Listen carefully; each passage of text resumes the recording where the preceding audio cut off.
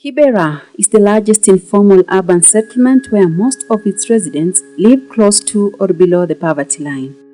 Scrambling over mud puddles, across eavesdrops and train tracks covered in garbage, I followed the direction to get to Atieno's house. I find her lying on her bed. She struggles to hide her pain, but her body structure, however, cannot hide this well. For 9 months, the 30-year-old has never returned to hospital to complete her cancer treatment. She has no money. I've been having interrupted sessions of chemotherapy because of money.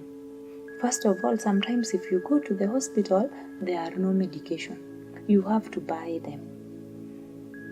And maybe they are very expensive. Chemo drugs are very expensive. Sometimes you've processed NHIF, NHIF is going to pay for you. When you reach there, you are being told your medication is not available. And you don't have that 7,000 or even 14,000. So I just have to come back home and wait for that money. Atieno's troubles began in 2016 when she was 5 months pregnant. I was expecting my third born. When I was 5 months pregnant, I started having severe stomach pains. So I could go to the hospital, but they would relate the pains with the pregnancy. Atieno had to go for several lab tests from one of the slum hospitals, but unfortunately the results were out as amoeba, typhoid and ulcers. They would give me medication for typhoid. I would take medication. After some months, the pain recurs again. And the more it comes, the more worse and very painful it will be. Although Atieno had lots of hurdle in terms of finance, she had to try another hospital where she was referred to. That was Kenyatta National Hospital for advanced scans in 2016. They sent us to do the colonoscopy, but we couldn't afford because my husband didn't have a job. I was also not working. He had just a papa shop in the slum, so he could not afford 38,000. Yet the pain was getting more worse. I was taken back home to go and try with the herbs. Yes, but it didn't work. I was wasted, bedridden, and then I was admitted. She wasn't capable of passing stool, and the doctors had to take her to the theater to deal with whatever they could find from her stomach. When I went to pass stool, I could vomit fecal. So when they took me for emergency laparotomy, as they call it, they found out that it was a tumor which had grown into my colon, and it had covered the colon 100%. After her whole journey to the hospital, the doctors found out that she had colon cancer after a colonoscopy test, and the results were positive. At that point in time, they did not stage it, but doctors said that it was maybe stage 3. She used another term, close to stage 4. Giving support and paying attention on cancer patients is what Atieno urges the government. The government, they should make it easy for cancer patients to get their medication. They should not lack those medications, because once you miss chemo, the disease metastasize.